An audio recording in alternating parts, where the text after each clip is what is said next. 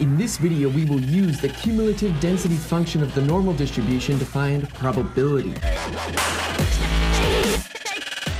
So really quick, we're just going to plot the normal distribution PDF so that we can use it for reference. And if you want details on how to do this, you can check out my other video on how to plot the normal distribution. So now that we have imported those things, let's go ahead and just plot this real quick. We'll use x as our linspace, and we'll do plt.plot of x against norm.pdf with mean 0 and standard deviation of 1. And there is our PDF that we will use for reference. Now, first thing we want to do is find the probability that x is less than 0. So to do this, we do norm.cdf with the value 0, with the mean 0, and with the standard deviation 1. And of course, as you would imagine, it comes out as 0.5, meaning that from here to the left, the area under the curve is 50% of the total area.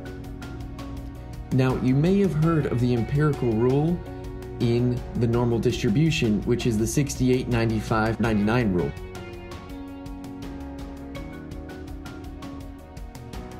Which states that 68% of that area falls within one standard deviation. So let's demonstrate that. Norm.cdf of 1, 0, 1. So that's going to be from 1 all the way to the left. And we'll subtract off norm.cdf of -1, 0, 1, which is going to be from -1 to the left. And so when we subtract that off, we're going to end up with this square right here, which should contain 68%. And in fact, it does 68.2689 to be exact. All right, now let's check the 95% rule within 2 standard deviations. We'll do norm.cdf of 2, 0, 1, and we'll subtract off -2, 0, 1, following the same logic as we did above. And yes, within 2 standard deviations, we get 95%. And lastly, 99.7% should fall within 3 standard deviations of the standard normal.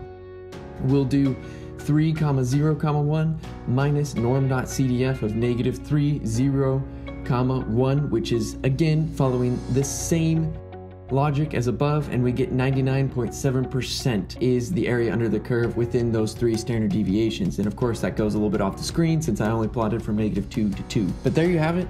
That is how you can use the cumulative density function in Python. Please check out some of my other Python videos, and thanks for watching.